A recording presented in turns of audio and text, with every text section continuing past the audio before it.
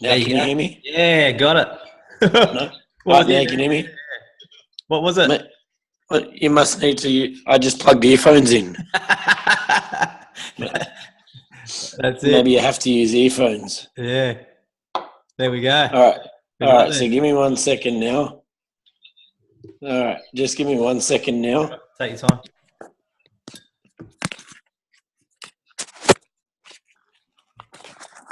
If you tilt the phone, you're coming in as really skinny. So you want to put? There you go. That's coming in nice and wide now.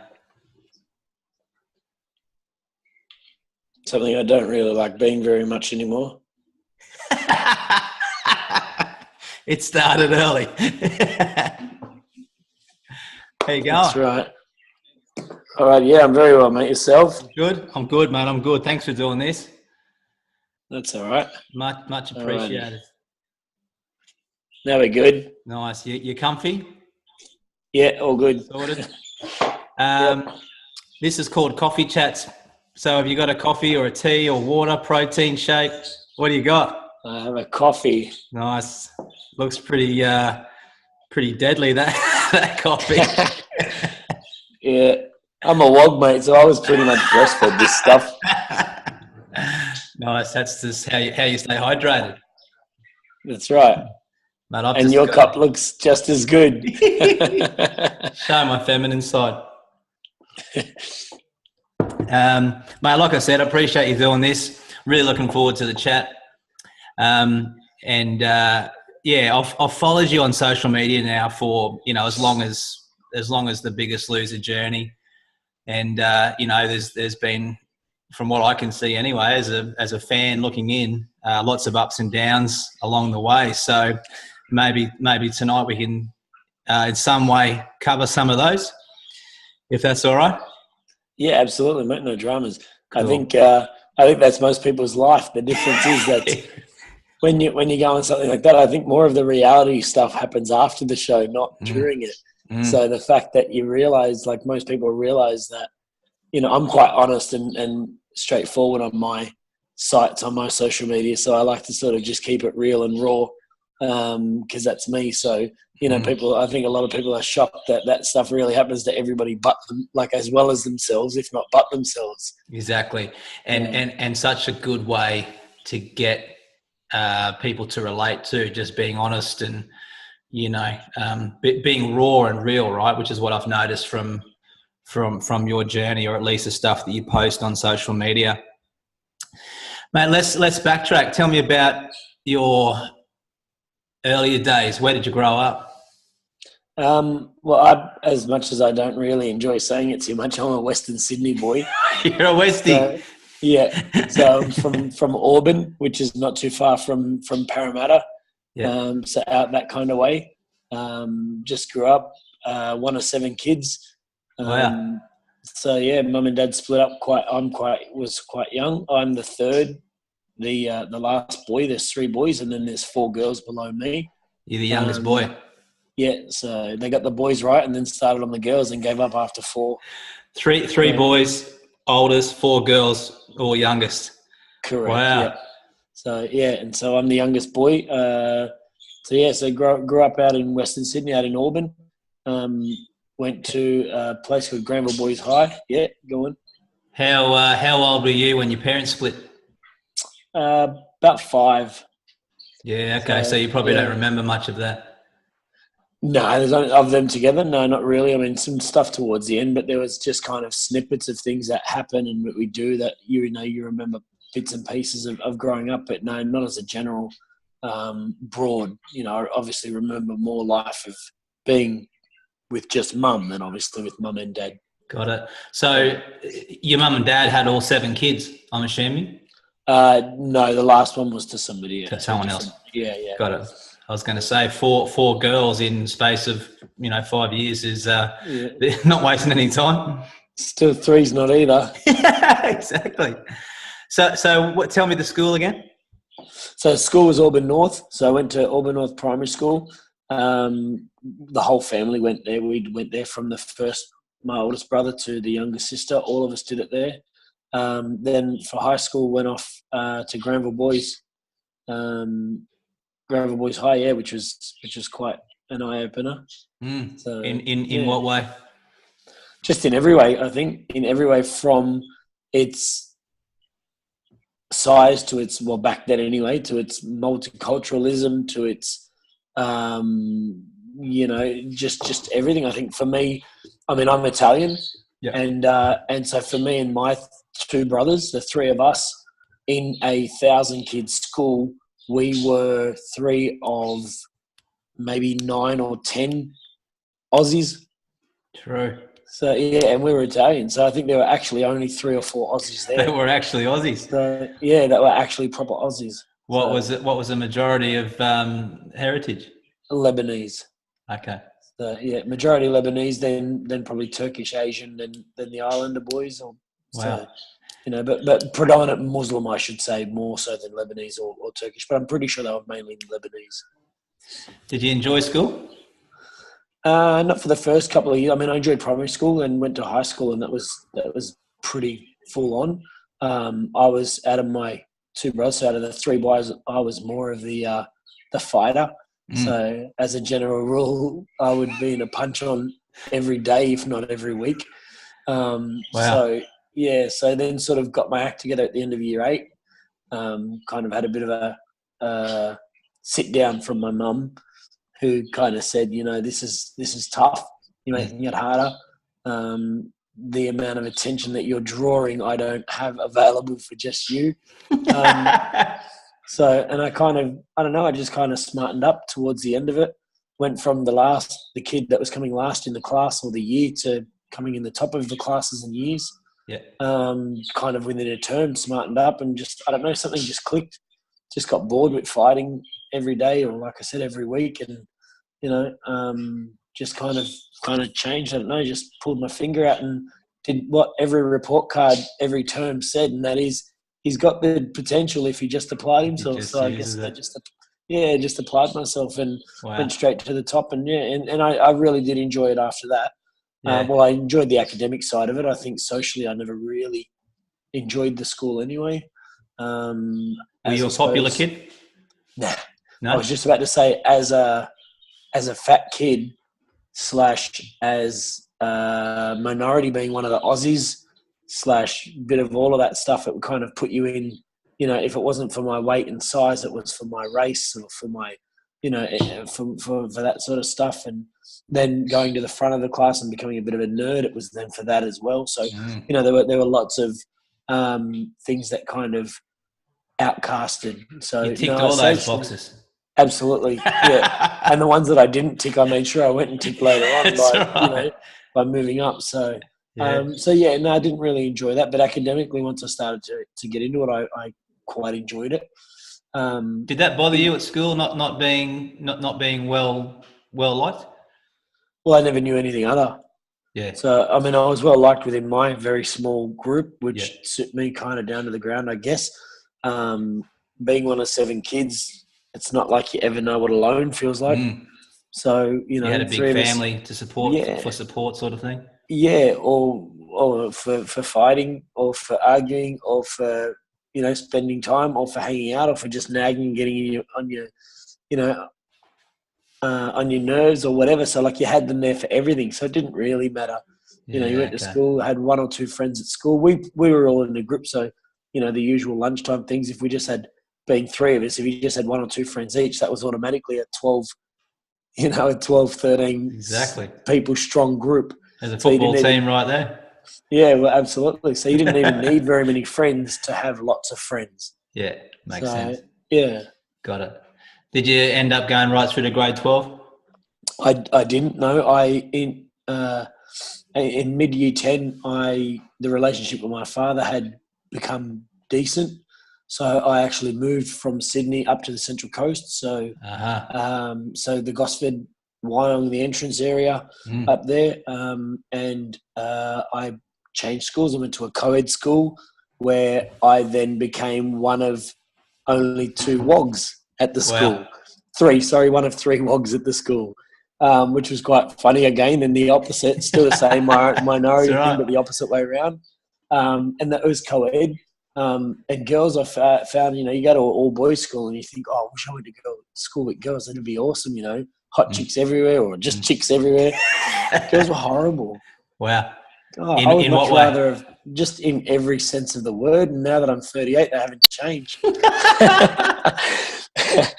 But in all seriousness, they were just everything. It was really, I found it, I don't know, maybe I was a little bit emotional or homo back then, but I found it used to cut far deeper being teased by the girls when I went to that school, because I'd never had that attention from them, because there was no schools. Like at the boys' school, you just had to fight for dominance, for that alpha male kind of rubbish, and you've got a pecking order. Exactly. But when you went there was no pecking order with the girls. They were just horrible.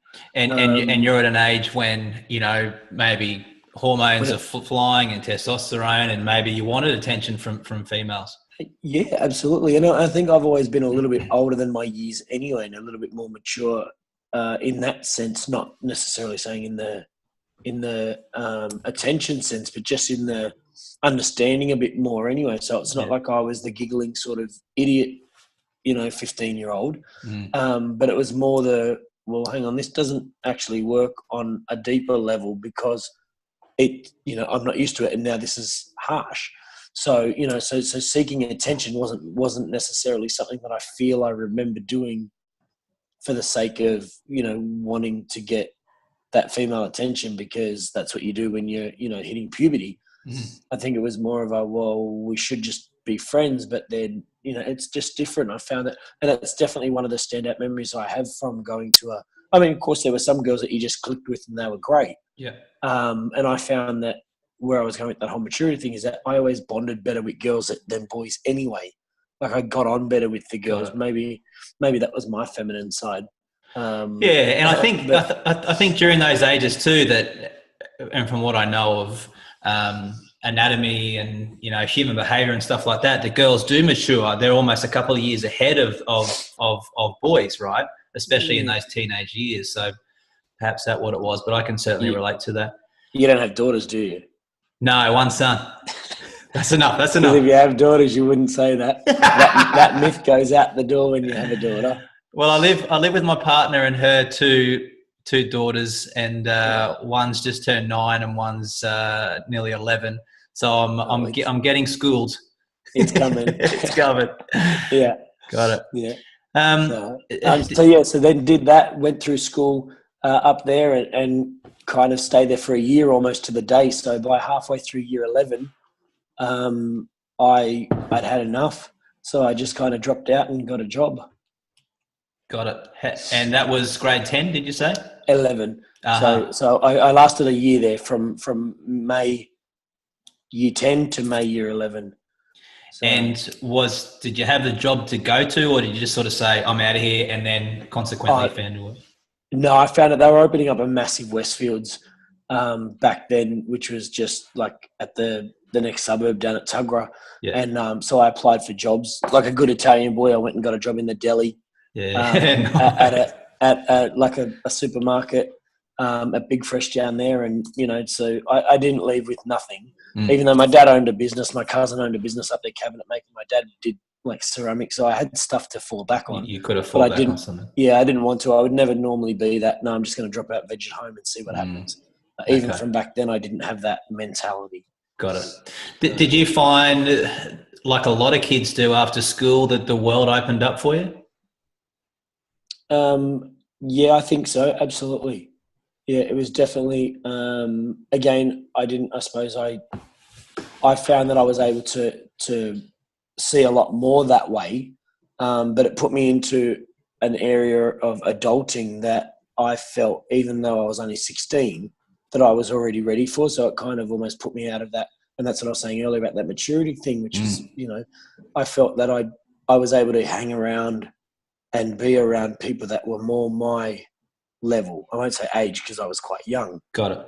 Because I was a 4-year school starter. So by the time I was in year 11, like I left year 11 just turning 16, like a week after I turned 16. So that's relatively young, right? Yeah, quite young. Yeah, got it. So so I was, all the people at work were, not even the young ones were 18 still. So, but 18, 19, 20, etc. They were all, they were all above my age, but that put me more at their level. So, and again, I always enjoyed the older people. Got it. What sort of things does an 18, 19-year-old Adro get up to outside of work? Well, from 16 until 18, 19, I worked and rollerbladed. Me and my brother used to rollerblade, and we did aggressive street skating. So nice. Ramps, grinding, gutter stuff. It was really quite bizarre because we, did it and got sponsored by the local skate shop and everything. Serious? So, yeah, so it was good fun. We were quite into it, which I don't know why they sponsored us, whether it was because we were quite good as well as the fact that it was just so different. Again, just seeing a fat kid do all this stuff, do all these grinds and handrails and ramp skate and all that sort of stuff. So it was good fun. Yeah, so that's what I kind of did, but focused. Yeah, absolutely. But my main focus back then was just working. So just working and getting stuff sorted. So you mentioned then the fat kid. Was that always your tagline, not just from other people, but for yourself? Yeah, I think so. Even though I was not one of those kids that voiced it. I mean, I went around, I guess, probably more trying to not so much deny it, but definitely not, whilst being accepting of it, not show that I was accepting of it, because that opened up. I suppose I was still quite vulnerable about it, but didn't really, it was a thing, but it was something that I'd rather forget was there, if that makes sense. So, but when you do things like that, you definitely know you'll stand out. Although, even though I was in a fat body, I was keeping up with the skinny kids, and that's what, so I never it just was out of sight, out of mind when it come to presenting it. But I wasn't the kind of guy that would make jokes. I mean, with my family, I make fat jokes all the time, but I wasn't the kind of guy that would make fat jokes, so that was accepting of people making fat jokes of me. Like, it was all, it was all very, no, it is what it is, just leave it be and leave it at that. So, but yeah, definitely tried not to let it hold me back. So I suppose that probably made me a bit more of a fighter within myself as a person as well.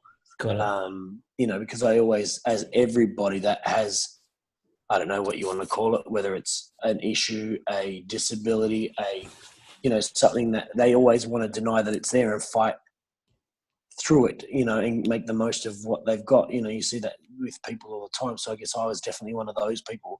I definitely tried to not sit there and be victim to my state. Fast forward then to putting forward an application for The Biggest Loser. Yeah. I'm going to assume that it goes beyond just, something that you're not just happy to live with, and you've gotten to a point where you really want to make some changes. Would that be a fair thing to say? That would be a fair thing to say at any point in my life, from the age of 4.5 when I started to get fat. So spent my whole life hating it every single day. Would cry myself to sleep about it every single night. I'm the guy that started growing boobs at school before the girls did. So I don't know how many times I remember gaffer taping my chest to try and stop them from being there, if that makes sense. So it's almost like those, when you see those docos, and not saying I'm anywhere near that state, but see those docos of the girls that are trapped in the girls' bodies, or their boys trapped in girls' bodies, and they are in denial about that. But I was a boy in a boy's body that wasn't like a boy's body. So it was, quite bizarre. So fast forwarding, like you said, then absolutely. I mean, I was sick of it, but I'd been sick of it my whole life. When you get accepted onto the show, was that the heaviest you had been? Yes. Yeah. But when I got accepted, when I actually auditioned for the show and got accepted onto the show, I actually was very close to 160.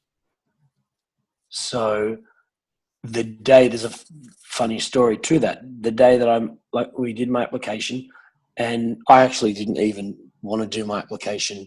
There was a friend of mine who was applying, and she wanted some support. So she said, "Oh, Adro, I'm applying for Biggest Loser. Why don't you apply with me?" And I made a joke and said, "Well, what are you saying? I'm fat?" Like, you know. And then she was a friend of ours, and she got into my ex-wife's ear. So then she got on to me, do it. You should do it. Then they're both, you should do it. So anyway, final, maybe 2 or 3 days before they were due, finally got on there and downloaded I didn't even, I think I said to my ex-wife, if you want me to do it, download it. You download it. So she got on there and she downloaded the application. It was 16 or 18 pages. Wow. What's the 16 or 18 pages of? Everything from obviously your name and details through to questions about your weight, what was your worst experience, what was your best experience, what are things you wish you could achieve, what are things that you wish you could do, given the opportunity to do this, what would you think you would be like, a little bit of character, personality profile questions. Yeah. So just a little broad, thing that therefore went off to the talent finders, and they're the ones that went through it. So in fact, I actually looked at it and said to my ex-wife I downloaded it. Were you guys still married at the time? Yes, of course. Yeah. We were only just a couple of years in. Odessa was only just 2. So my daughter was only just 2. Because she was part of the show and all. Your daughter was there. Your wife at the time was there. Correct. Yes. Yeah. Got it. So I downloaded it and grabbed the application. It was like 16 or 18 pages. And I said, "Oh, this is ridiculous. I'm not doing this." So she actually filled it in. Wow. So she filled that in for me, asked me a few of the questions that she didn't know the answers to, but I'm a pretty open and talkative guy. So, so she knew most of it. We'd had enough D&M sessions throughout our time together that she kind of knew most of it. To fill in the blanks there, yeah. Yeah, so she filled that in and sent it off, and then when I got accepted through the talent people, we actually then had to do a psych evaluation. Right. And the psych rang me up a day later and said, "I just want to query a couple of things because the way that you have answered your psych evaluation is almost polar opposite to your application questionnaire." Did you tell him the truth? I did end up telling her yes. And it's like, bullshit, because the questionnaire made me look very, I don't feminine. know, and almost victim to it, which probably goes in with feminine. But I'm going to get smashed. but like that put me in a position where it looked like I was really almost classic reality TV. Oh my God, why me? But then when I did my psych evaluation, I was like, well, no, this stuff bothers me, but I'm okay with this. Got it. And she's like, why is this so varying? But obviously my charm got me through. There you go. Oh, my boyish good looks, one of the two. My next question was going to be, why did they pick you? You kind of touched on the why, but once you get on the show and you're with all the other contestants and you're meeting. Well, I do have if you want to hold that thought, I do have a why. I do have a theory behind the why. Please. And during the auditions, we had to do some stuff almost like speed dating plus interviewing and questions and some games and stuff, so they got to see us interact. And at one point they said, okay, well, we'll pull you now aside. There's however many, 45 of us. And they said, okay, well, we'll narrow it down. We'll leave, the 10 or 15 that we want to continue to interview. Everybody else, thank you for your time. Bye-bye. I was obviously one of those 15. And they pulled me aside. And while they were interviewing me, they turned around and sort of said, because I was big, tattoos. I mean, I rocked up in a pair of camo shorts and a singlet. So everybody else was in like their shirts buttoned up to here, suits.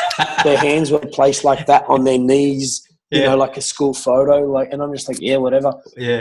I walked in a little bit late and actually said, I parked my Hummer out the front. Do you reckon I'll get a ticket? In army shorts and a singlet. And I'm just like, hey, whatever. You had a Hummer? Yeah. Working at Westfield, or maybe you weren't there at this stage. Well, no. Well, you didn't actually ask me about the job. We skipped over that. Yeah. But no, by that stage, I had a panel shop, like a custom, a custom smash style shop. like almost like West Coast Customs, but before West Coast Customs was around. Before it was around, yeah. So we did that sort of stuff up on the coast. Got it. So anyway, so I walked in there and did that, and then they were interviewing me, and then while they were talking, they actually said to me, "Oh, you're really weird, Adro." And I'm like, "Oh, thanks." They're like, "No, but seriously, like, you look at you and you look like this big bad biker guy, you know, and somebody who would cross the street to not have to walk past. Yeah. But then you open your mouth and you're like this wonderful, humble, beautiful guy that would help the little old lady across the street." Yeah. And I'm like, "Don't think I wouldn't kick her." So, you know. Did you say that? So, yeah, I did say that. So I think that they saw the transition. They saw a very different. And my theory behind why they chose me was either they wanted the bad boy that wasn't bad boy to handle, but a bad boy look. You know, I had that. If you think about all the people there, I had that bad boy look.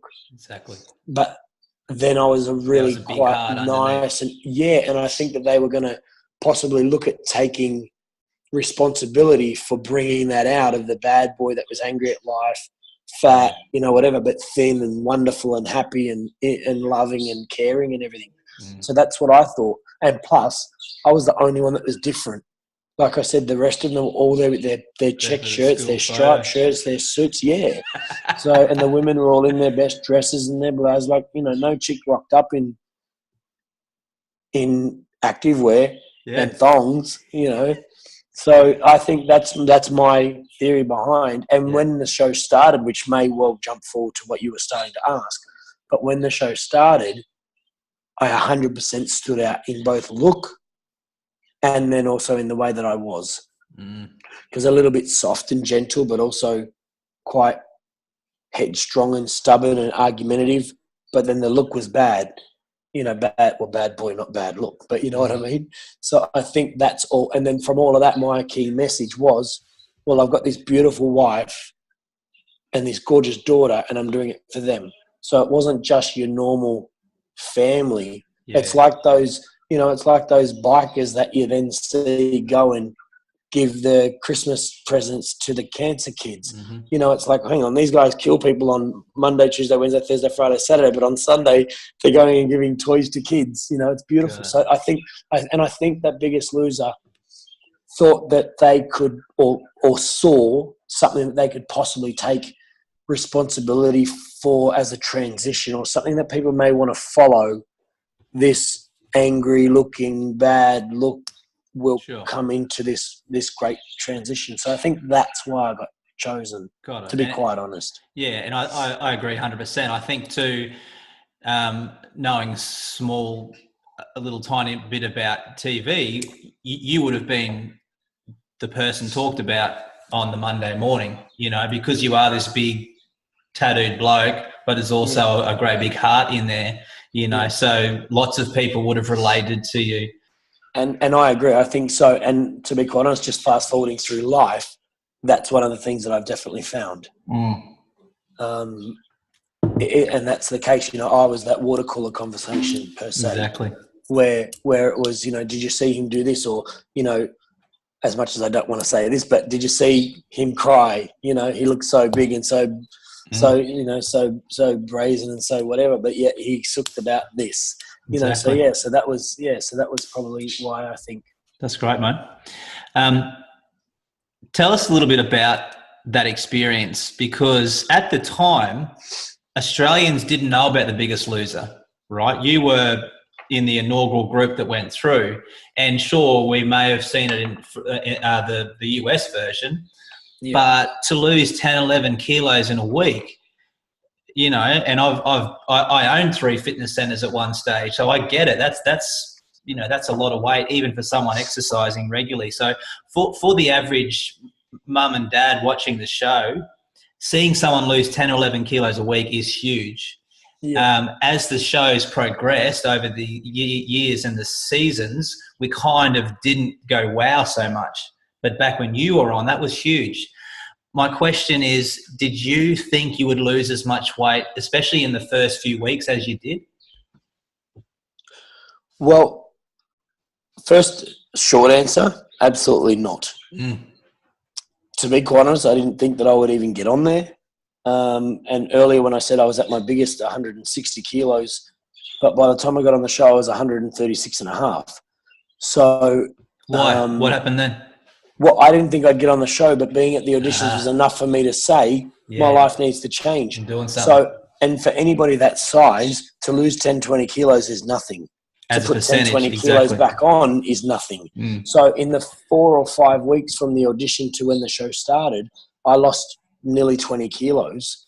So I think I was 157 to be quite honest, and I got on at 130, 36 and a half. So 20 and a half kilos. I think I lost in the 5 weeks maybe. So that's still decent weight loss. And anybody would say, wow, you've done it, but you don't even notice it. Like when you're that big, you don't notice it. 20 kilos, you have to, even on the show, it wasn't until I think I got down to about 114 that I started to notice it, which is another 20 kilos from there, but it's 40 from when I started. So for me, when I went back and they lost they got quite annoyed. You can swear. I said, cool. Well, they lost their shit at me because they're like, what are you doing? You've already dropped 20 kilos. And I said, well, I don't know. I mean, you don't tell me until 3 days before we started that I'd made it on. And I didn't think I'd make it on. So, because this doesn't happen to normal people. That's right. So, and also, this is my health, right? That's right. And coming to this made me realize that I need to change. So who knows whether it would have stopped that next week and I never would have lost any more. But I don't care to waste energy or time on that thought process. Exactly. So to go back to then your question, to then lose that amount of weight, I mean, I didn't, maybe it was because I'd already been into it a little bit, but I didn't have the great weight loss that everybody else got. Like my best week in there at the start, like my best first week weight was the lowest of all the boys.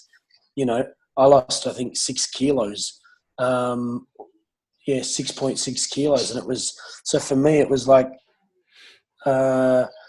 bittersweet because it was wonderful. Like, wow, I've just lost another 6 kilos. But it was, oh, shit, that's crap compared to some of the others. Everybody else. Like three of the 6 girls lost more weight than me as well. So it was great. But what was amazing was how it happened across the board to everybody.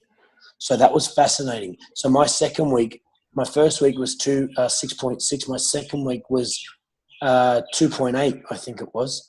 So drastic drop down. And I know that most people have that drastic drop when they bounce back. But for me, it was like, well, there you go. And the next week was 2 kilos. And then 1.8. So again, I was roughly losing weight with all of the girls, not with the boys. The boys were smashing it out, right through with the big numbers. And that was fascinating for me to watch them. As much as I was disappointed with what was going on with me, to watch the big numbers drop off them was fascinating. And what I realized was that, like you just said, for the average mum and dad to see this is amazing. For us in there, it was amazing because yes, we watched only in America was season 1 and 2. Yeah. So and I think back then we only got it for 1 hour on a Thursday night, and we're talking about 12 years ago now. So, 13 and 14 for the 2 seasons. So the internet wasn't very big still. Yeah. I mean, I think there was MySpace, maybe just like there was no YouTube. Yeah. There was no. I think Zuckerberg was still in bloody high school. so there was none of that stuff. Yeah. So for us, it was just a matter of we got an hour of a very, very, very small show. And so to be a part of that was no different to what you guys would have watched at home. For me, it was still wowing in every sort of capacity. Especially for me, again, that nerd comes out, crunching the numbers and realizing that, along my journey, it was like, well, the thing that makes this work is that we've changed our environment. We've been put in an environment where you can't fail. You might be doing not as good as the rest and therefore you're the loser, but you can't fail. Like there was no way of us not losing weight. I mean, sure, some people put on 100 grams here or there or water loaded or whatever, but the process was you couldn't fuck it up. Because we couldn't go to McDonald's, we couldn't go get chocolate, we couldn't do anything like that. Like we were removed from those sabotaging factors. One, which was us, but 2, which was our environment. Let me touch on that because you were someone that I would often use in the gym, but the Biggest Loser idea in general, and I want to ask you this question. How do you think the Biggest Loser TV show should be taken on board by someone in the real world trying to lose weight? Well, I actually, after I got off Biggest Loser, I opened up a business called The New Me. And that was a weight loss retreat for people over 100 kilos. So I did that for 7 years. And we had weight loss that was better than Biggest Losers. We had continuity that was better than Biggest Losers. We had everything that was better than what I went through on the Biggest Loser, but it was set on the foundations of the Biggest Loser.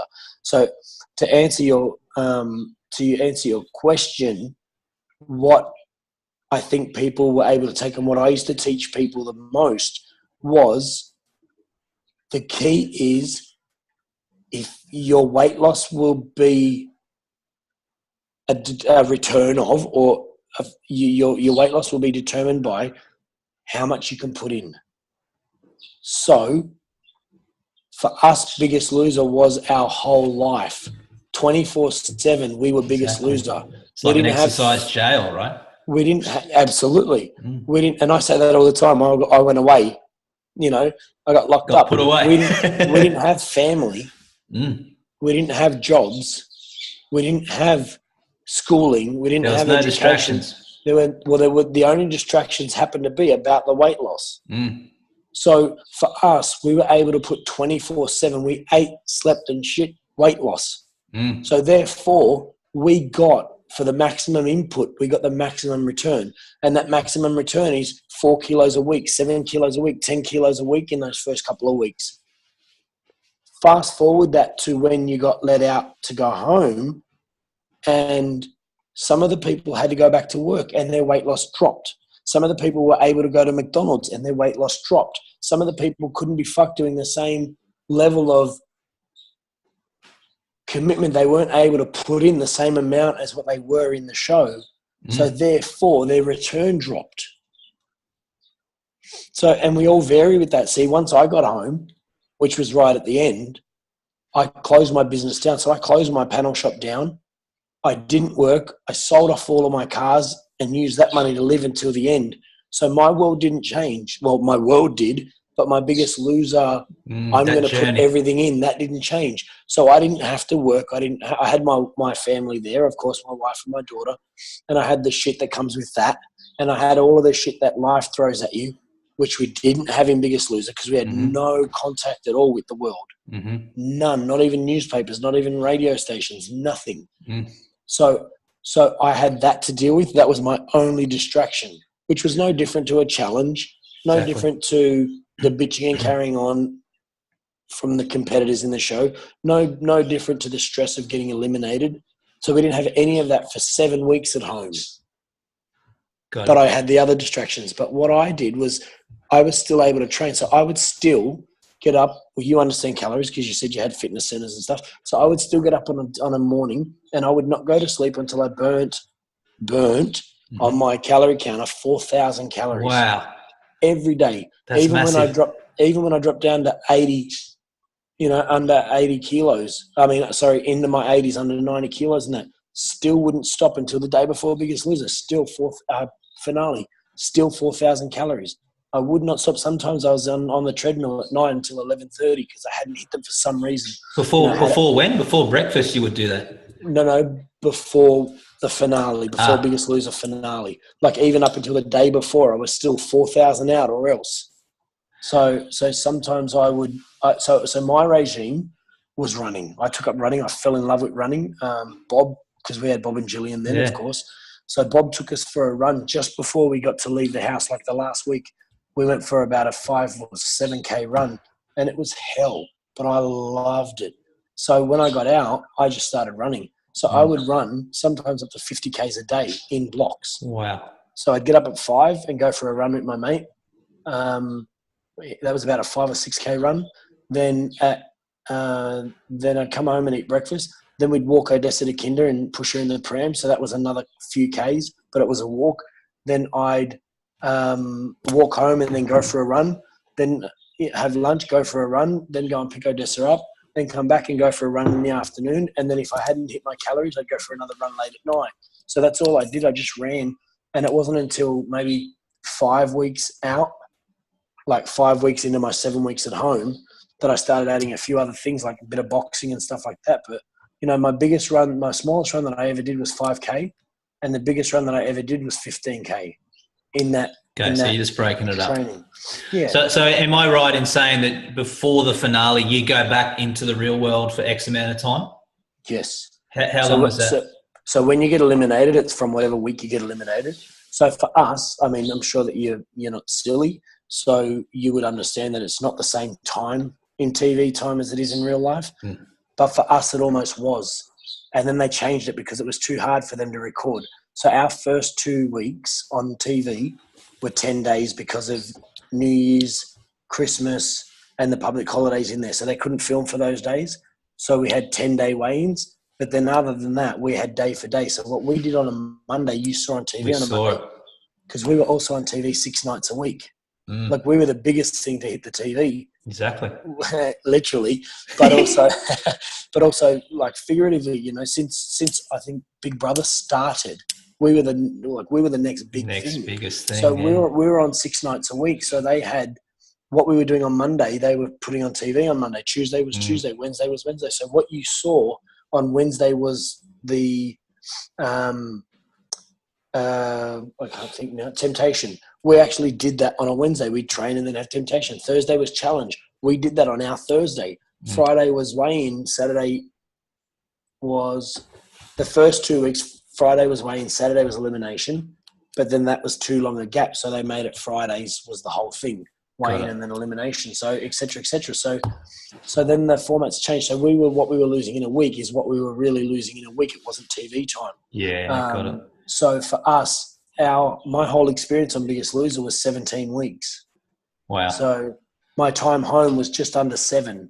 So when I got home, it was the 28th of Feb, and the weigh-in was the 18th of April. Okay. There's so much in that little journey that I want to ask you, but there are a couple of ones that do interest me. That 4,000 calories in the house, was that a minimum every day, or how many calories did they want you to knock over each day? No, that was the limit that I set myself once I got out of the house, because I'd hit it once and thought, well, if I can do it once, I can do it every day. In the house, they varied because we were bigger in the house. So it was quite easy for us to hit 6, 7, 8,000. The more that our weight come down, the more that it was harder to achieve. But the fitter we became, the more interested we became. So therefore, the harder we worked. More intensity. So it was kind of, But when we first started, the goals were, I think Jillian, because I had Jillian in the beginning, and she put us on, I think maybe about 30, for me, because I was smaller, maybe about 3,600 in a day. But we would smash 6,000, 7,000. So then she obviously realizing that, the bigger calories versus weight, etc. But then it had to tailor down. So they were always changing, like almost every week with our weight change, they would change. But then you got bigger people like Wol, who was nearly 200 kilos and an animal. He would be able to burn 9,000 calories in a day. Just getting out of bed. Whereas I'd burn 5,000. Yeah. So they were all very individual. And that was just calorie expenditure via the heart rate monitor. So therefore, it included a 12-hour period, for example, of BMR, plus our activity, plus or whatever. So it was a total metabolic burn, that we were aiming for. So, and that's what we kind of used to graph and math our weight loss. Got it. And, you just sort of worked on that. Yeah, and that's, you sound very much like Jillian when you talk. Then let's talk trainers. Did you? I'm remembering back. Shannon and Michelle weren't on that first season. There was no Shannon and Michelle. There was only just in the backgrounds talks of the Bob and Jillian not necessarily coming back to keep the Australian, because just a little bit of behind the scenes, it was the end of our season that they decided to do 2 shows a year for America. Yeah. So had they not done 2 seasons a year for America, they would have kept coming back. Yeah. Got it. So, have you, I'm assuming you have since spent some time with Shannon and Michelle? Yeah, absolutely. So I've seen Shannon a couple of times outside of Biggest Loser, but I've been back almost every year with Shannon, Michelle, Tiff, and Commando. So at some point, I think I've missed, other than the Ararat one, I think I've missed two Biggest Losers that they've done so far, where I haven't had something, whether it's a day, whether it's an interview, or whether it's going in. One of them, when Tiff first come in and the Duncans won, the white team, we went back in for a week, and I was with the Duncans, and Tiff, so they were my team. So I got to mentor / train with / work with them for a whole week. So almost as a contestant again, but obviously we had special privileges that we didn't need to get shunted around as bad as what the contestants did. So, but and that was Sam, myself, Bob, and I'm going to say Lou, but I don't. I had a lady come and saw me way back in the day, right, 150 years ago, and she weighed 149 kilos. And we sat down, had a conversation, and she started the next day. Long story short, she became one of my personal trainers. She'd lost 40 plus kilos, and she'd been through the whole journey. Reason I tell you that is because people would want to join the gym, and I had, years and years and years of experience. I owned the darn place, but they didn't want me. They wanted her. Yeah. Now, you going into the Biggest Loser house, they can relate to you. Yeah. Yeah. Did you notice that? Especially with the new me? Like, do you think that there was a lot of that people could relate, therefore they did better? Well, that's 100% what I banked on. And I knew from during my time in the Biggest Loser, because I'm, as much as I hate to use the word, but somewhat entrepreneurial anyway, like I always see an idea in something. So when I was on Biggest Loser, we before we even knew anything, like I think, I don't even think, maybe we'd been on TV for 2 days. And they said, you're going to, we're going to do like a motivational speaking, and you guys get to speak to some people here on the front lawn. We're going to get some people out, and then you can do a speech. And I'm like, oh, yeah, sweet. Again, the inner nerd comes out, the SRC guy and everything else. I'm like, yeah, I get to do some talking again. Yeah. And I thought it was quite cruel at the time when I realized, but we walked out and there were the contestants they were the people that were in our auditions that didn't make it. And I thought that was really, really quite rude of them. Almost like well, look what you didn't get to do, which was what was their reason? What was their reason for that? Just because they had on hand a whole bunch of overweight people that could be in a crowd that were interested to know what was going on. Anyway, those people, they listened to everything that come out of our mouths like we were gods. Yeah. Because it was only months earlier they saw us at the same size they were, and now they're looking at us.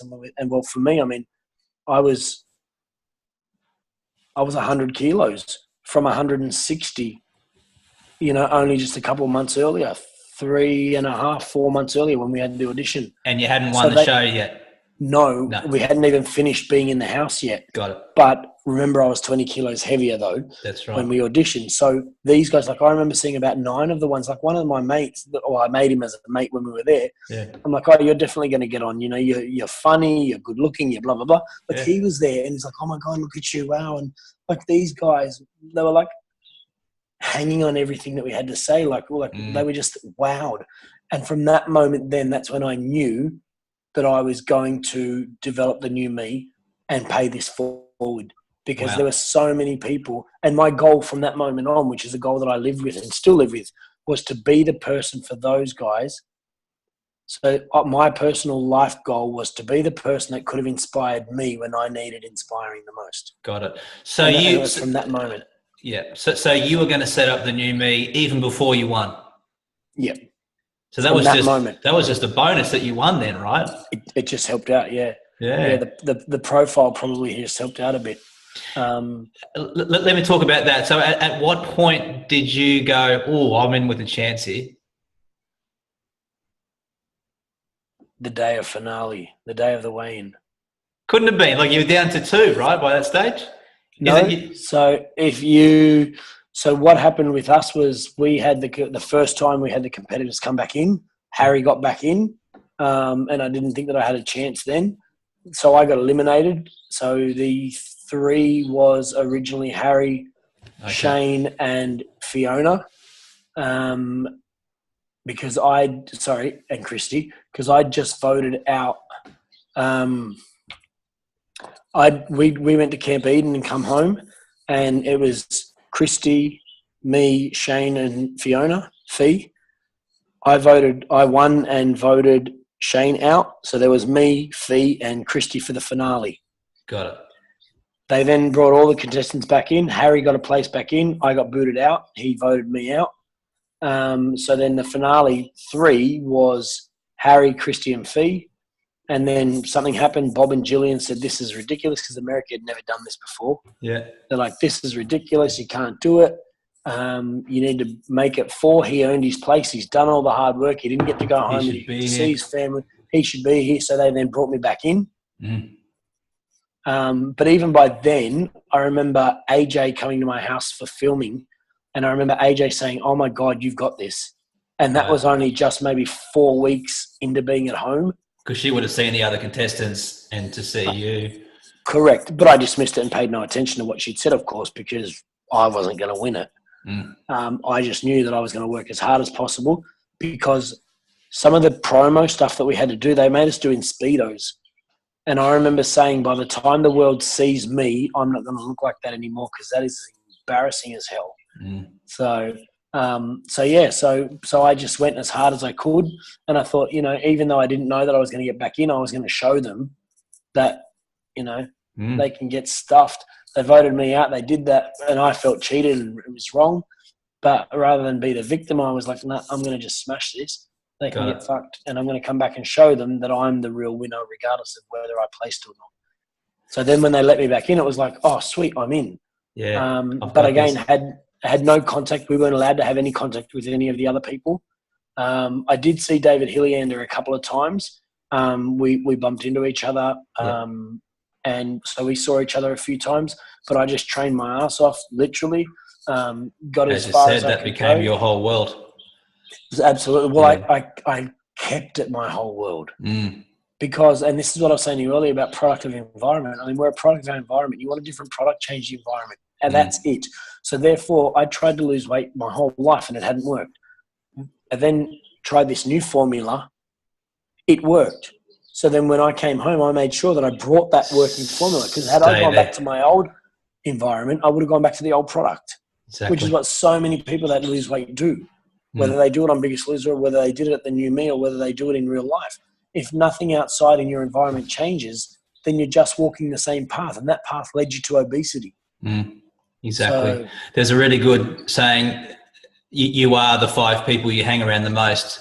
And it's very much relatable to what you're saying, where you are, your environment, the people, it's who you're going to become, right? And that's because it's vital for us as human beings to create that comfort. So if we're overweight, why on earth would we hang out with fit, hot, thin, they would just make us on an internal level uncomfortable, because they are everything we're not. So why would we hang out with them? Exactly. Therefore, we get rid of them. We probably keep a couple of them around so that way they can maybe motivate us here and there. But we get rid of them and we keep other people that are, overweight. It's the same as if you were a non-drinker. Why would you hang out with big drinkers? If you're a non-smoker, why would you hang out with smokers? If you're a non-drug taker or a drug taker, why would you hang out with anti-drug people or drug takers? You wouldn't, because they make you uncomfortable on a sub-level. So you don't do it. 100%. So those 5 people that you hang out with, they're 5 people that you've picked to create that perfect environment for you. So you can be comfortable, whether that comfortable is fitness, whether that comfortable is strength, whether that comfortable is size, whether that comfortable is obesity or despair. You wouldn't have them otherwise. Exactly. So you're right. We do that. And so I made a point of changing that so that my world more represented what I was just doing in Biggest Loser. So I cut all of my friends off. If they weren't friends that were able to come and be fit with me, then I didn't have them. And one of my friends, the guy that I said earlier about coming down for a run every morning, he had 2 bulging discs. but yet still every single morning he would come down and we'd go for that run, rain, hail or shine. Some days, which I didn't know at the time, but some days he would go home and not be able to go to work for the day. But the next day he would still come down and run with me. And they're the people that I wanted in my world. 100%. Well, needed in my world. Exactly. You touched on the trainers, and you were fortunate enough to get those American trainers. Yep. And AJ was at the time. AJ was the host, the presenter. Since your victory and post Biggest Loser World, there's been a lot of stuff in different magazines and media about AJ and you guys having a bit of a difference of opinion, a beef. What is that for you? Mate, to be quite honest, it's really nothing. I mean, I don't know. There's been a few things. We did a couple of jobs very early on together, some speaking jobs and some, some social things that we did. But, I don't know. I think it's, to be quite honest, it's probably just a few little silly things that got out of hand. There's nothing much there. There's definitely nothing for me. I mean, I could, to be quite honest, give two shits. But I think maybe it was more of the media's taken something, either something she said or something I've said or something somebody else has said about the two of us, done what they do with it, and then she's probably just jumped on that as well for a bit of extra coverage and stuff. So, I don't know, but to be quite honest, I've got no real dramas there. I don't really care. I don't hate her. I don't love her. I don't dislike or like. I'm whatever. I'm pretty, pretty whatever. I'm kind of, it doesn't faze me. I think the whole thing's ridiculous, but then again, so is most of what happens post doing a TV show and something like that. So, as wonderful as it is, it's just sometimes you just look at it, you just like, oh, shake my head. Well, tell me about that. So first of all, thanks for being so honest about that. I've actually organised to chat with AJ, so I would like, if you don't mind, I'd like to ask her the same question. Absolutely, it'll be interesting. See what happens there. But you come. I think you'll get a very different answer. Well, we'll see. Just right? Quietly. You come across as you're just down to earth Aussie bloke, as we've chatted about, big heart, big bloke, but a bigger heart. And just a no bullshit kind of guy. But the TV show, I'm assuming, isn't so much just your down to earth stuff. It's more over the top, make a story where maybe there wasn't a story, always make it, so that people want to watch the show. Yeah. Is that a fair thing to say? Was there a lot of over the topedness? I think probably a little bit of exacerbation to a degree, but I mean, at the end of the day, no, I don't think that they did wrong by me at all. To be quite honest, I don't think they did wrong by anybody at all. I think that at the end of the day, they only use what you give them to use.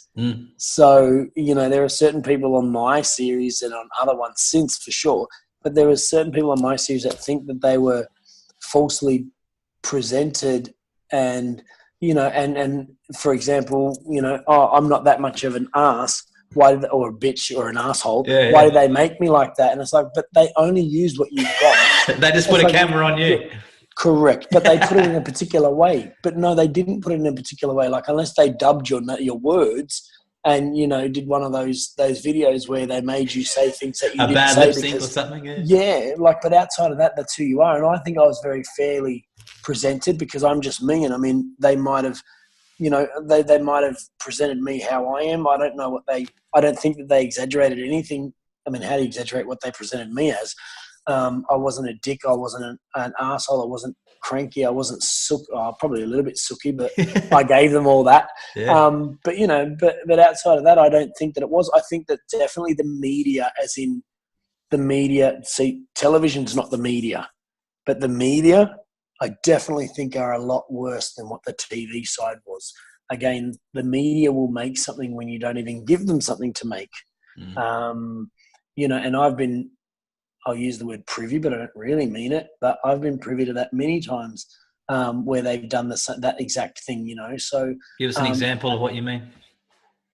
Just stories that weren't anything that they should have been, stories that have depicted me in negative ways or even made claims to things that I'm not or things that I've done that I have not done.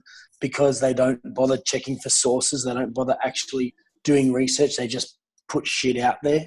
Whereas, again, the TV was more the real stuff that, sure, they might have only played some people being assholes and not showed them being nice, but that's probably the worst they did. So, if somebody's an asshole at this level, if somebody's an asshole at this level and they're good at this level and they take the good away, does that make them more of an asshole, or are they still the same asshole? Like, do you know what I mean? They're just not balanced out. So, exactly. Whereas the media, the other media, like is in the magazines and the news media, and if you want to call it news, that sort of stuff, like they just literally go and run hammer and tongue with whatever they want. Like, I mean, I've seen, when you ask for an example, for example, we went to Filex, which is the fitness industry. You know that fitness industry Expo, and all of the seminaring and stuff that you do for your extended learning points and stuff. And one of the nights we were there was 3 or 4 of us blokes out. We walked down Oxford Street and we went into one of the sex shops.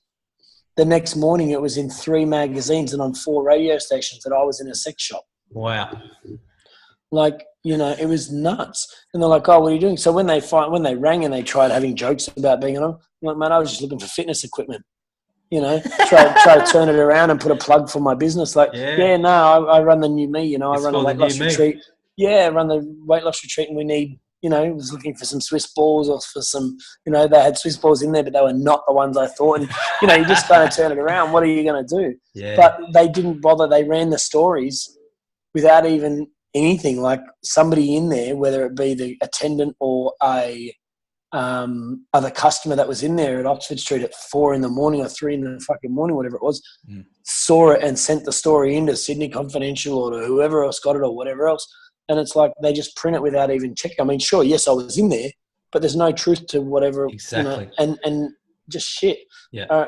So just ridiculous. I remember another time, not long after Biggest Loser, there were bushfires at the bottom freeway in Sydney. So the F3, where it goes from Hornsby up to the Central Coast, there were bushfires, and we stopped. And one of the last things there is the big McDonald's there. And I haven't been in a big McDonald's. I haven't had McDonald's since before Biggest Loser started. So my last fast food chain was the 10th of December 2005, George Street Hungry Jacks. That was it. I haven't done anything, but there was bushfire, so the roads were closed off, and we had Odessa because we had to go, I think, to one of my surgery, like for my skin surgery appointments. So we ran into McDonald's so she could use the toilet, and that made the paper. Adro's in McDonald's. Is he going back to his old ways? So, so it's just shit, but the TV wasn't like that. Got it. And you showed small glimpses of, you being an angry bloke, and you mentioned as a kid you were an angry bloke. Does that make you angry? Like, where does your head go? Do you just go brush it off and go, oh, what a bunch of dickheads? Or do you get upset at something like that? Well, I'm very much not the person I was pre-Biggest Loser. Like, it would take longer than any type of time you have for me anyway to tell you, but my whole world changed. There wasn't a part of me that's the same that used to be, from everything from my anger to my state of mind to my being a dodgy wog to my, whatever. Everything was different. The way that I parent, the way that I understand, the way that I think and feel and love and accept love, and everything changed. So why? Because of that weight loss journey? 100%. I had a moment at Camp Eden that changed me holistically. So, so the person that came out of Biggest Loser 100% wasn't the person that went in physically or emotionally, or, for less of a better word, spiritually, if you want to even say that. Like, nothing was the same. I was different from every single element. If someone's watching this, and I would assume there will be people watching this that have X amount of weight to lose, maybe it's a significant journey like you went on, or maybe it's 5-10 kilos. What's your advice to someone watching that's thinking, I am inspired by Adro and I want to start this journey? Well, I think first of all, all of the weight loss is, be it a lot of kilos in that number or a few kilos in the number. It's all massive, in it's relative. I think the first thing is, regardless, get started and get started now. Stop emotionalizing it and overthinking it. Like, it's not fucking hard. What's hard is the bullshit you sell yourself. What's hard is the fact that you need it to be difficult. You know, waking up in the morning isn't hard. Fear motivation gets us to wake up at 5 a.m. if we have to go to work at 6. So, you know, what's the difference? I think for most people, we're just so scared of it being a little bit tough. It's meant to be tough. And you know what? Why can't it be? Easy is what got you to that position. Comfortable is what got you overweight. So why would you not expect it to be a little bit uncomfortable or be put into a position of discomfort somewhat to lose that weight? So my advice is get started. Get started straight away. 1, change whatever things you can change in your environment. So it's not the same exact environment, not the same daily routine, not the same elements that you had around you that allowed you to become overweight. That's first. If it's not that, then it's the ones that allowed you to stay overweight. So in my case, I started getting big at 4 years old. By the time it was me that was in control of my weight, it was well and truly too late. So there will be other people like that, sure. And the other thing as well as get started is nobody needs to be fat. You don't need to be. Nobody's that big boned. Nobody has to be. We can all be 50 kilos, and I don't use that as a literal number, or we can all be 500 kilos. Everybody can. You see people that go from anorexic to obese to anorexic, then back to obese. So everybody has the potential to be really thin or really fat, or find the happy median in between. So we choose where we are. So get started. Realize that everybody can achieve this. It's just a matter of doing it. And then the simplicity of weight loss is eat clean, try and keep it as fresh from its natural state as possible. So keep it without the human intervention. Don't buy it out of a bag, out of a packet, out of a box, out of a jar. Try and keep it as natural and fresh and clean as possible. That automatically will get rid of most of the shit you shouldn't be eating. Remove the processed stuff. And that's without even worrying about counting calories, without worrying about carbs, without worrying about anything. If you get rid of that crap and eat fresh, then you'll be basically having fresh vegetables, fresh meat, fish, whatever. It's clean.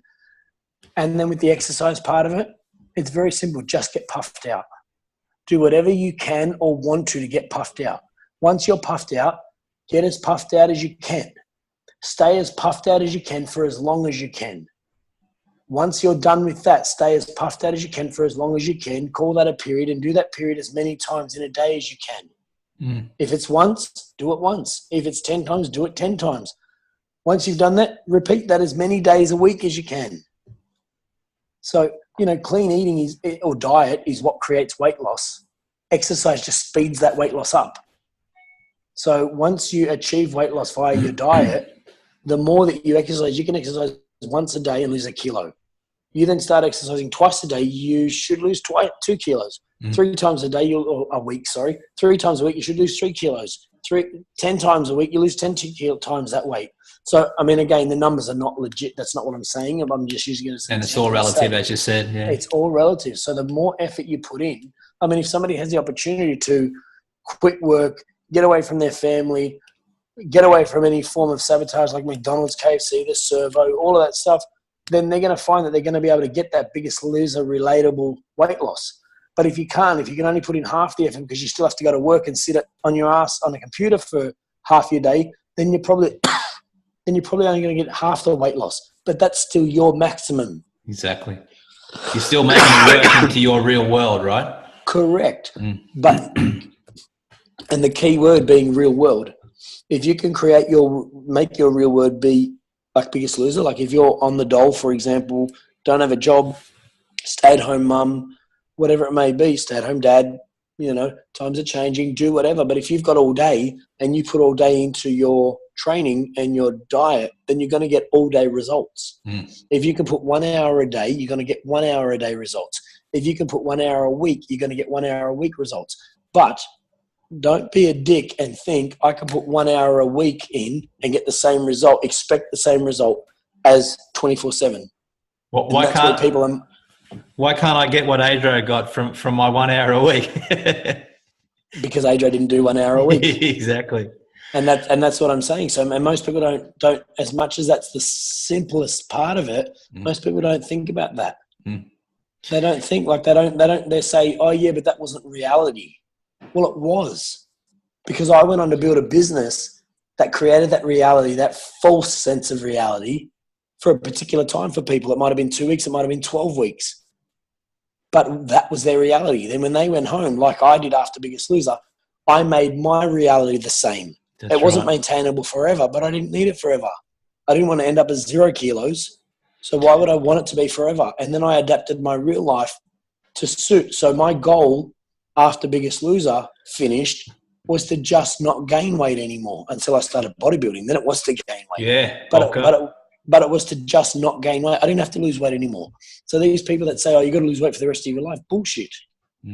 Just stop putting it back on. And this leads me into my final part about weight, is that people say, oh, but diets don't work. Oh, but Biggest Loser doesn't work. Most people get fat again after it. And you might have had this as a question later on or now. But the only reason why is because, again, going back to that part that I said about their environment, they didn't change. That's right. They finished losing their weight. They walk on this path to get fat. Then they change the direction and lose weight. As soon as they've lost their weight, they go back on that path. Back on that other road again. And then they wonder why they got fat. Because where were you walking? You were walking towards fat. So, of course, you're going to get fat. If you just turn a couple of degrees and walk off, you're not going to get as fat. Turn around a little bit further, you're not going to get as fat. Turn directly opposite, you're never going to get fat. You cannot get fat walking in the direction of thin. And I think I really love what you just said, that whole, I'm glad I asked that question, but a lot of it, and I know a little tiny bit about human behavior, and humans want massive results and they want them now. So for you to say, just, start changing that path, even just 1 or 2%, because in the year's time you will be at X, that 1 or 2% isn't enough. So they say, well, you know what? I can get awesome weight loss in a year, or I can have KFC and a Mars bar today.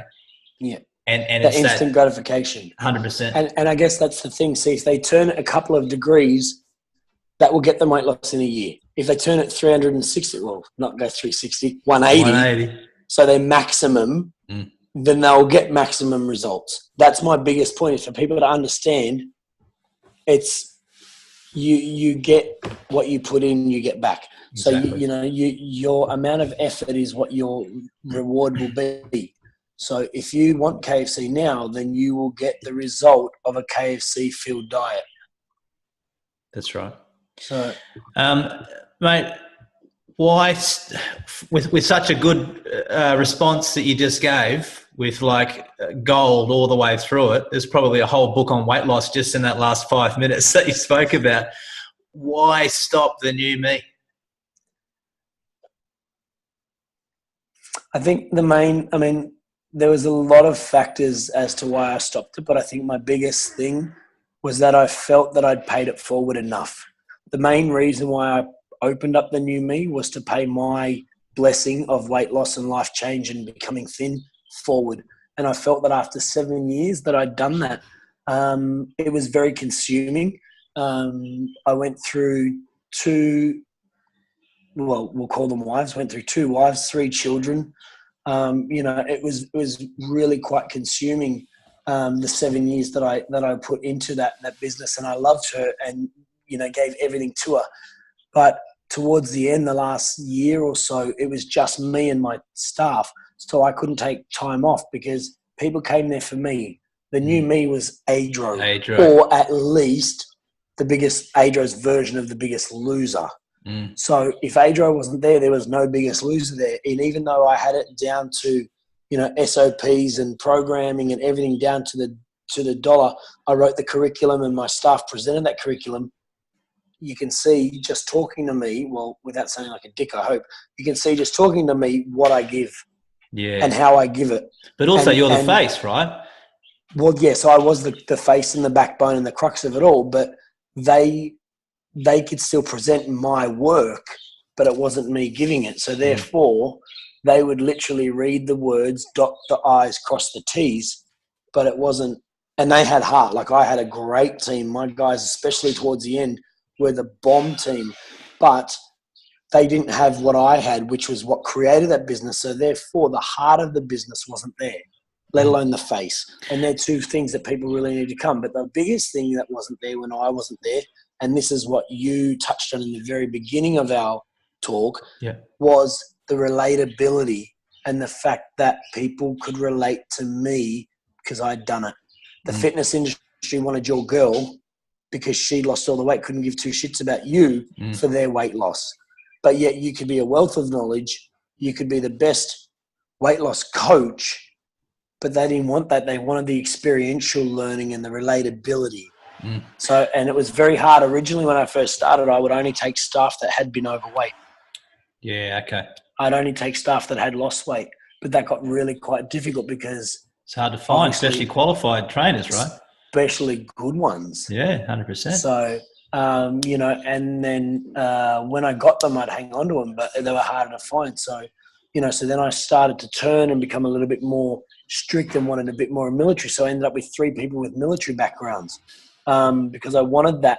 I brought the intense softness and relatability, but they brought and I was also very regimented as well. Like, you know, I was to the minute, like the way the day went, the programming and everything. So they enforced that with their military background, which is quite good. And it was definitely what we needed. But then we would bring it back to, well, this is why this is vital. It sounds like, tell me if I'm wrong, but the way you're speaking, you eventually just wrapped it up. Is that what happened with the business? 100%. Yeah. I just felt that I'd done it for long enough. Like we just ended up getting to the end of the 7th year. I felt that I'd done it enough. I needed some time for me. I needed to find a new journey for me. I was boxing at the time, bodybuilding, didn't have any time. And I was single and, you know, wanted to get out there. And I realized that it was probably going to be a big struggle for me to do that again, which I was finding was difficult while I was doing a 24/7 business because we would open the doors on the first week of January and close the doors on the last week of December. There were no gaps. Wow. Everybody didn't come and go at the same time. Exactly. Like we'd get 10 people when we started the year, then 3 would go, 2 would come, 5 would go, 7 would come, 8 would go, 3 would come, etc. for the rest of the year. So there were no gaps. In the whole 7 years that I ran it, we had 2 weekends where the whole place, everybody happened to leave on a Saturday and didn't come back till Monday. So we had 2 weekends off mid-year in 7 years. You're joking. No, where we were empty and unoccupied. And you're there, I'm assuming not every single day, but the majority of that time. Yep. And towards the end, I had to be there every day, or at least for part of every day. Yeah, absolutely. So, and so that's why I wound it up, because it just becomes so taxing on me. I loved what I did. I mean, I did love it, and you can probably still hear that in me. There's passion, that's for sure. But I just needed to, like, I was okay with not doing it anymore because it also became a lot more about the business, and I didn't like that because my partner handled more of that stuff. And then when she didn't, the office staff didn't do it the same as what she did. So it became where I had to step in and do that stuff, and I didn't like that stuff. Okay. I didn't want to secure the bookings. I didn't want to chase up people. I didn't want to do all that stuff. I just wanted to teach. Yeah. I just wanted to do that. So when I had to do more of that, I became less. I enjoyed, well, not less passionate because I'm still the same. I have the same level of passion, but I enjoyed presenting less because I was so sidetracked with having to get the people in that I couldn't give the people that were in the attention that I felt that I wanted to. So I think the main reason I gave it up was because I couldn't give it to the level that I had set. That's probably the best way to look at it. And I'm sure any small business owner watching this can relate to the fact of having to be, you know, the admin, the face, the cleaner, the marketer, the salesman, the everything. Yeah, absolutely. And more so when somebody else can't. Yeah. Like, you know, because then there are parts of that, like the face and everything else that somebody else couldn't do. I mean, when I closed it up, people were like, oh, why don't you sell it? I'm like, who would I sell it to? Another Biggest Loser? Like, that's the only person I could possibly sell it to. Like, otherwise, it would just run the same way that it runs when I'm not available. Fast forward from that, what year was that you closed down? end of 2014. So we didn't open up again 2015. Okay, so 2.5 years ago. Yeah. What's that looked like for you? It's been different. It's been a learning curve. It's also the first time since I was 17 that I've not been my own boss. I've had jobs, which is weird. But why'd you go down that road? Because I didn't want to do another business. I wanted time up. I wanted to be able to turn the lights off and go home and not have to worry. Switch off. Until the morning. Yep. I wanted to drive around the corner and not have to worry if the window was broken. I wanted to not worry about getting a call during the night for an alarm or any issue. I didn't want to have to worry about staff not rocking up. Like, you worry about that because I've got a pretty strong work ethic. You worry about that anyway, but not in the same level. Exactly. So work-wise, I got my first job out was at a boxing gym. I was a boxing trainer and instructor, fight trainer there. And then I worked at a bodybuilding gym, which I was a member of at Doherty's down in Melbourne, and loved that. Absolutely loved working at the boxing gym in Doherty's. So I was doing those together.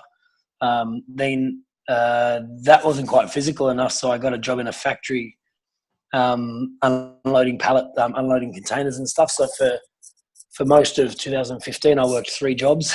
Wow. So just because I just got to do what I loved, and yeah. So let me ask that, right? So you've gone from, this household face, everyone knows who Adro is, and the new me did awesome things. And then, the gym stuff is one thing, and working at Doherty's is a massive gym. But then to be working in a factory, like, was there money issues for you to have to go and do a job like that? Yeah, well, I mean, I had to work, but no, I mean, I didn't need 3. It was just me by myself. I mean, all I did was needed my gym membership, which I didn't pay for then because obviously I had it, and food. So no, it wasn't for money. I just did it because, like I said, I went and worked in a factory. It was a mate's factory and he needed a hand one day, and I went and did it, and it was hand unloading a container. And I just loved the physical side of it. It helped me keep fit. It helped me stay fit. I was fighting as well, like I said. So it helped me to add to that. The boxing gym I did because I just loved it, and Doherty's I did because I just loved it. So no, it was perfect for me. I got to absolutely love doing what I did. That's awesome. So, and still doing that now? You're still doing those 3 jobs? No, I'm not. But can you just give me 1 second? Yeah, go on. That's all right. Sorry, yeah, no. So then at the end of September 2015, so I moved to Queensland. So I moved from Melbourne up to Queensland just for a change of lifestyle and for something different. Get some sun. That's exactly what it was. I thought I could get some sun, come up here, and took a little bit of time off for myself. So I had about probably 5 or 6 months without working, just enjoying myself up here. And then got to the point where I was going a little bit stir crazy. So I got a job, started managing a nutrition warehouse. Whereabouts is this? This is on the Gold Coast. So I was at Burleigh. Yeah. Did that for a few months and just found that it wasn't for me as much as I loved being in the health industry again. It wasn't really for me. So left that and got a bit more of a physical job. So now I work in a timber yard. I become a lifeguard at SeaWorld for a little while. Wow. But I just love the timber yard so much. So it's physical. I get to lift heavy shit all day. I drive a forklift like an idiot, and these guys pay me to do so. So I just love it because I'm out in the sun as well. So it's just perfect for me. It just ticked all the boxes. And that's what, when you say, what does it look like for you? I suppose the last few years, it's been about ticking those boxes. Like, I've been very blessed over my life to have created businesses that have always been what I've loved. So my work life as an employee is much the same. So, I left the timber yard was a second job just to fill in time. And then I loved it. So I left and went there. Like, I'm there fully.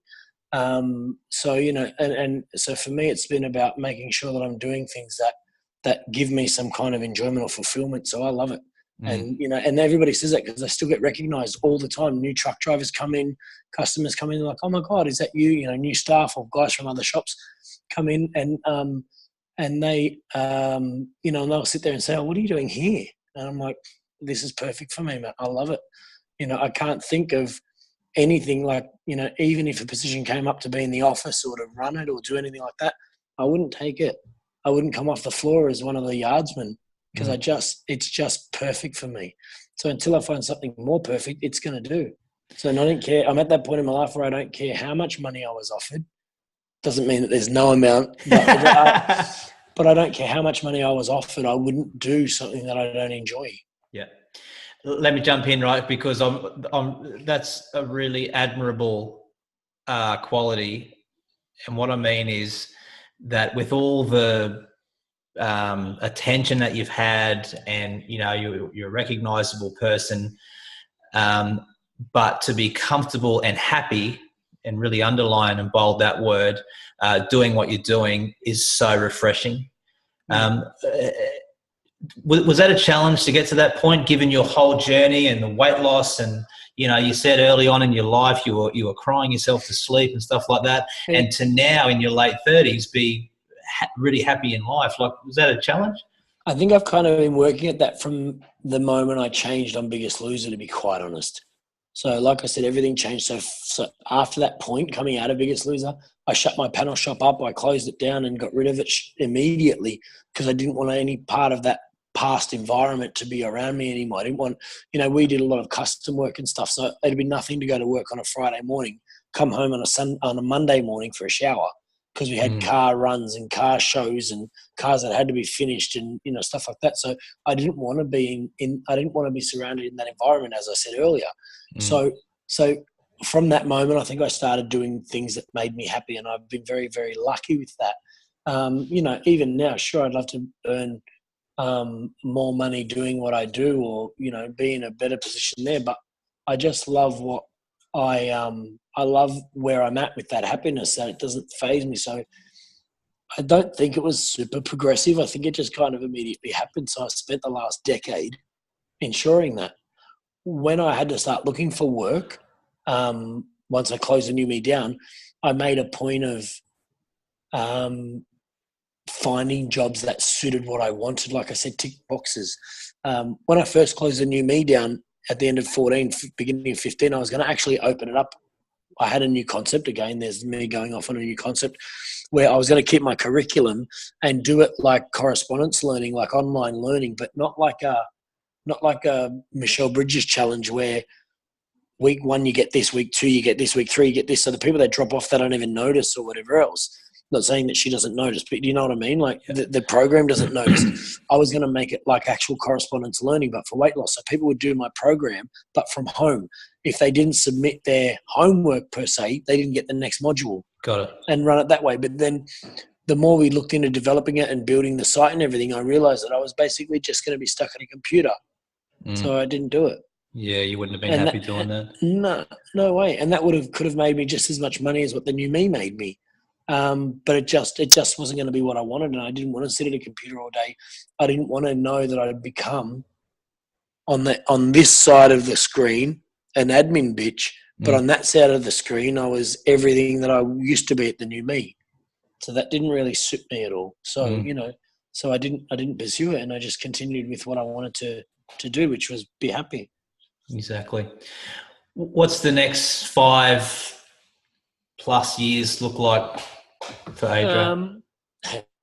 Well, I've had the itch a couple of times to do something like the New Me again, maybe like a couple of week, you know, just like a couple of hits here and there, you know, 2 weeks every few months or something like that. The itch is kind of there. I don't know. I mean, I personally, on a business level, like a work level, I don't know.